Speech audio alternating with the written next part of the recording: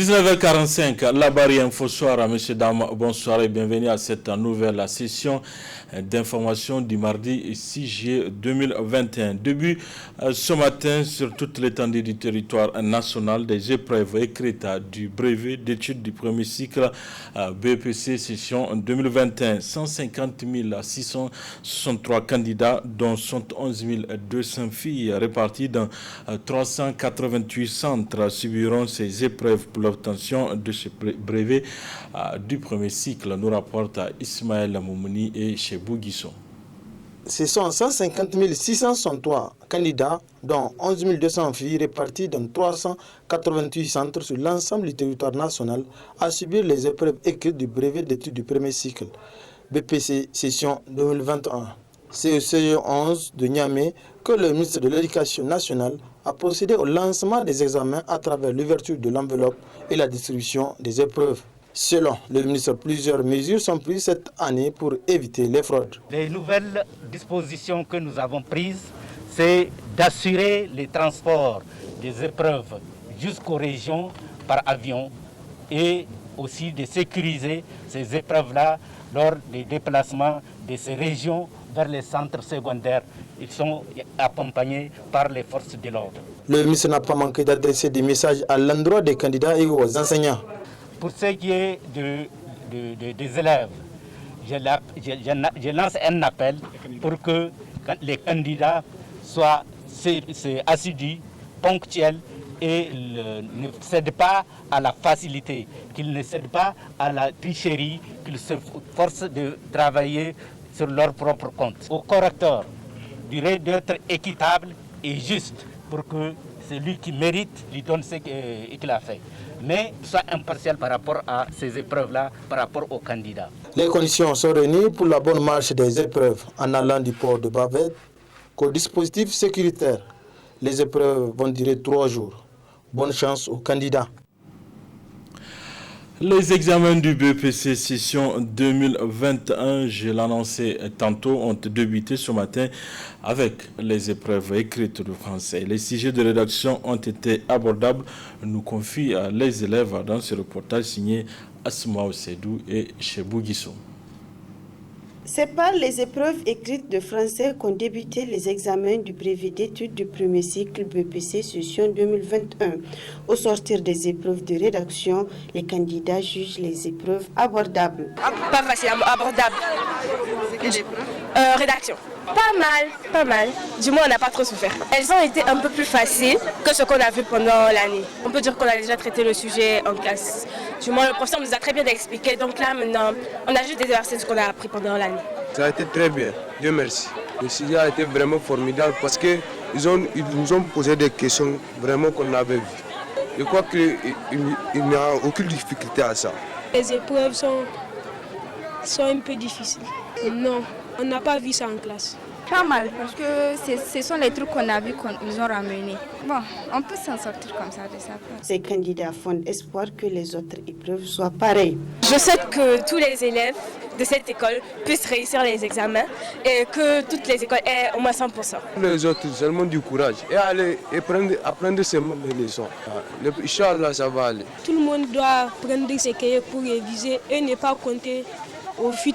Je souhaite que ça soit abordable quand même.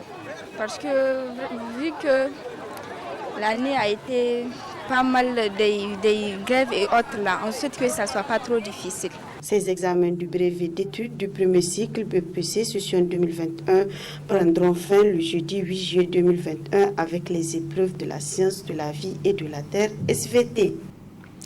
Changeons à présent de registre. Dans son discours lors de sa visite dans la région de Difa, le président de la République, Mohamed Bazoum, a annoncé que désormais le Niger ne comptera plus sur les interventions des forces étrangères pour assurer la sécurité de la population. Comment les Nigériens apprécient cette décision? Suivez ces différentes réactions. L'idée elle est très bonne et que nous ne faisons qu'encourager cette volonté donc du président de la République à compter sur nous-mêmes. Parce qu'en réalité, ce qu'il a dit, c'est vrai. Il n'y a aucune force au monde qui va venir pour vous sécuriser. Il n'y a aucun pays du monde qui va mobiliser ses forces et ses moyens pour venir sécuriser un autre pays. En réalité, c'est un leurre. Mais bon, nous sommes vraiment... c'est réconfortant. Moi, je suis personnellement réconforté de voir vraiment le président de la République, M. Bazoum, adopter cette position-là. Donc si on compte sur nous-mêmes, c'est à nous-mêmes d'assurer notre propre sécurité. Et comme on l'avait dit, avec la volonté, on peut déplacer une montagne. Tout est question de conviction. Il suffit de croire, c'est tout. Il faut croire à nos forces, il faut les équiper, il faut les remonter le moral, il faut les mettre dans les conditions nécessaires pour qu'ils puissent vraiment faire cette lutte. Et je suis convaincu qu'au Niger, nous avons des officiers, nous avions des soldats qui sont vraiment capables de combattre cette insécurité-là. Il suffit tout simplement de leur doter de moyens conséquents et il suffit de croire qu'ils peuvent le faire. Ils peuvent vraiment le faire. Si vraiment le président de la République arrive à mettre nos forces de défense et de sécurité dans les meilleures conditions, dans les conditions optimales, je pense que vraiment ils peuvent gagner cette guerre-là contre vraiment l'insécurité. Ce que le président avait dit, c'est ce qu'on attendait depuis. Vous ne pouvez pas sous-traiter la sécurité de votre pays. Toutes les forces étrangères qui sont chez nous, eux-mêmes, ils ne sous-traitent pas leur propre sécurité. Et donc, il n'y a pas de raison qu'on ne puisse pas faire confiance à nos forces de défense. Et dans tous les cas, ils ont montré de quoi ils sont capables. Tout ce qu'ils cherchaient, je suis certain, c'est justement cette confiance-là. Et si le président arrive à le dire, ça veut dire qu'il y a une volonté politique. Une volonté politique pour leur faire confiance, pour peut-être les mettre dans des conditions pour qu'ils puissent faire bien leur travail et aussi améliorer leurs conditions de vie et de travail et leur apporter le soutien qu'ils ont besoin, que ce soit en matériel, mais le plus important, le premier soutien qu'on puisse leur amener, c'est un soutien psychologique. Et donc le fait de dire qu'on le fait en confiance, donc c'est déjà une très grande chose. Nous pouvons dire que cette décision elle est salutaire, mais maintenant nous insistons aussi sur un autre point. Au-delà de la capacité de nos FDS à assurer la sécurité de l'État, nous allons aussi rappeler l'État que les moyens qui sont mis pour la sécurité, il faut que ça ne soit plus détourné. Il faut que ceux qui ont détourné puissent ramener, que l'État soit mis dans ses droits. Donc nous pouvons dire que c'est une très bonne chose. C'est une bonne initiative, nous sommes d'avis avec lui et nous l'encourageons d'aller dans ce sens, de faire confiance à nos forces armées et aussi d'assurer notre souveraineté par nos vaillants soldats. Il faut saluer le courage, l'esprit de symbole que représente le déplacement du président de la République à Difa, parce que c'est une région véritablement meurtrie pendant au moins 6 ans et que c'est du ressort et de la responsabilité quand même d'un président d'aller vers ses concitoyens pour les consoler, les réconforter et surtout les encourager à la résilience pour que demain soit une lueur d'espoir pour tout le monde.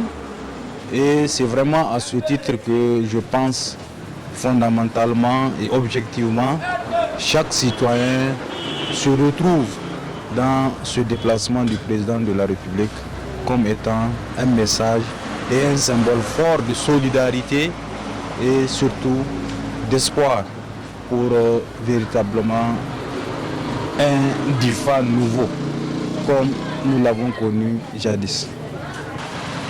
Vous conviendrez avec nous que ce message du président de la République est partagé par tous ceux qui sont imbus de la fibre patriotique et du nationalisme, parce que nous l'avons toujours dit, aucune armée n'est fière que si par elle-même elle arrive à gagner ses conquêtes. Donc c'est pour cela que nous estimons que le président de la République doit, par responsabilité, donner la primauté à l'armée nationale pour agir dans le cadre de la lutte contre le terrorisme et les armées étrangères doivent se placer en second rang de notre armée nationale. C'est à ce titre que les Nigériens resteront et reconnaîtront leur armée et l'appui et la solidarité qu'ils recommanderaient dans ces circonstances. Les gens pourraient être fiers de l'apporter. Voilà, c'était la réaction des citoyens par rapport au discours du président Bazoum Mohamed de mettre au premier rang nos FDS dans ce combat contre le terrorisme dans la région de Difa. À quelques jours de la fête de Tabaski ou fête des moutons, une de nos équipes en mission à Terra, c'est dans la région de Tillabéri, s'est intéressée au marché de bétail de cette localité. Voici ce qu'il nous rapporte. Située à 175 km de la capitale, Terra est une commune qui dispose d'un marché réputé pour son abondance en bétail. Néanmoins, ces derniers temps, les prix ont connu une hausse vertigineuse.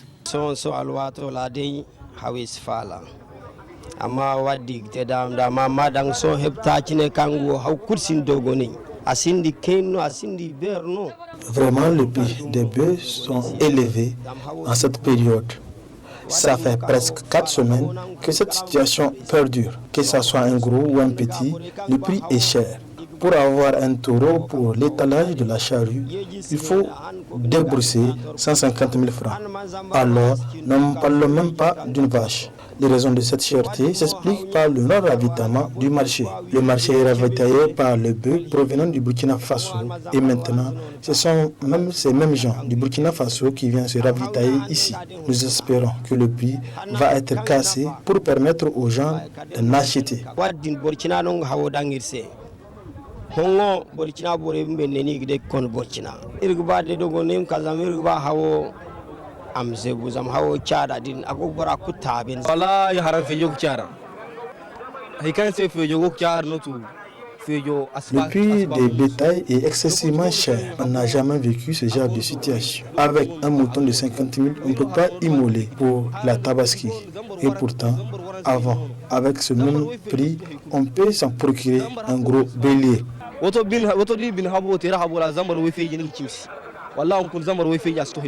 Avec cette situation de cherté, beaucoup de gens vont éviter la fréquentation de ce marché, pourtant reconnu pour son abondance en bétail, surtout à l'approche de la fête de la Tabaski. Voilà, parlons santé dans cette édition pour aller à la découverte des différentes formes de la fistule obstétricale. C'est dans ce reportage signé Ariata Salah. La fistule obstétricale est l'une des lésions les plus graves et les plus dangereuses susceptibles de survenir lors d'un accouchement difficile. Il existe plusieurs formes de fistule selon le chirurgien urologue Dr Abdoulaye Idrissa et le directeur du Centre national de référence des fistules obstétricales. Fait référence à une communication qui survient après un accouchement entre le système urinaire de la femme et le système génital de la femme. Et parfois avec aussi le système digestif. Donc, tant qu'il y a une communication, donc il y a un passage de substances ou bien de liquide entre ces organes-là. Donc, en l'occurrence ici, ça se manifeste par des pertes d'urine qui passent par le système génital de la femme, donc les organes génitaux de la femme. Et parfois, si ça concerne le tissu, comment on appelle, le système digestif, il y a passage de sel entre le rectum et le vagin. Donc ici, il faut savoir que ça c'est la fistule obstétricale, mais il y a d'autres fistules, parce qu'en général on appelle ça fistule génitale féminine, parce qu'il y a d'autres fistules qui sont des cas iatrogènes, c'est-à-dire qu'on veut traiter quelque chose, même un accident peut survenir, mais il peut y avoir cette communication. Il y a des femmes qui naissent avec la communication aussi, donc c'est ce qu'on appelle les fistules congénitales. Maintenant il y a des fistules qui sont liées aux pratiques traditionnelles néfastes, et qui sont un peu dans certaines régions du Niger, ce qu'on appelle le Yankengishiri, pour une raison ou une autre. Donc le traduit praticien procède à des incisions et qui met en communication les organes. Bon, il peut y avoir aussi des fistules qu'on appelle traumatiques, c'est-à-dire que c'est après un accident de la voie publique ou parfois un encornement par un animal qui fait communiquer les organes. Maintenant, lorsque nous on reçoit les patientes, on va les examiner, on va typer ça. On va typer quel type de fistule c'est Et en fonction du type de fistule, il y a des indications. Elles sont nombreuses, les femmes et les filles qui vivent avec cette lésion au Niger. Le Centre national de référence de fistules obstétricales traite en moyenne 150 à 200 patientes par an. En moyenne, on a autour de entre 150 et 200 patientes par an. Depuis à peu près 3-4 ans maintenant. Et ça aussi, c'est pas, bon, je dis qu'on reçoit, pas qu'on reçoit, mais qu'on traite. Mais sinon, le nombre est énorme. Le nombre de cas est énorme qu'on fait le programme. Et chaque jour, on programme 3 malades par jour. Ça fait 6 malades par semaine. Donc si on multiplie par 52, en tenant compte des jours où on peut être absent, on est en congé, et voilà à peu près comment on fait la prise en charge. Il est pourtant possible de prévenir la fistule. Le fait qu'elle n'ait pas disparu au Niger témoigne des insuffisances des systèmes de santé face aux besoins des femmes. La fistule n'est pas une spécificité du Niger ni des pays pauvres. Il faut savoir que le premier hôpital de prise en charge de la fistule était à New York. Aujourd'hui, on n'en parle plus. Et donc, ça veut dire qu'on peut prévenir ça. Il faut savoir ce qui provoque et puis on va voir est-ce qu'en amont on peut agir. Donc, la fistule, c'est obstétrical, en tout cas, c'est un accouchement. Donc, c'est un accouchement difficile. Donc, si on a un système de santé qui permet de prendre en charge correctement tous les cas d'accouchement difficiles, on n'aura pas de fistule. La fistule obstétricale, c'est tous les âges. Tant que la femme peut accoucher, elle peut être candidate à faire la fistule. Les femmes vivant avec une fistule sont le plus souvent parmi les plus pauvres et les plus vulnérables de la société. Voilà, messieurs, dames, c'est tout pour ces 19h45 de la télévision La Barry. Merci à vous de l'avoir suivi. Au revoir.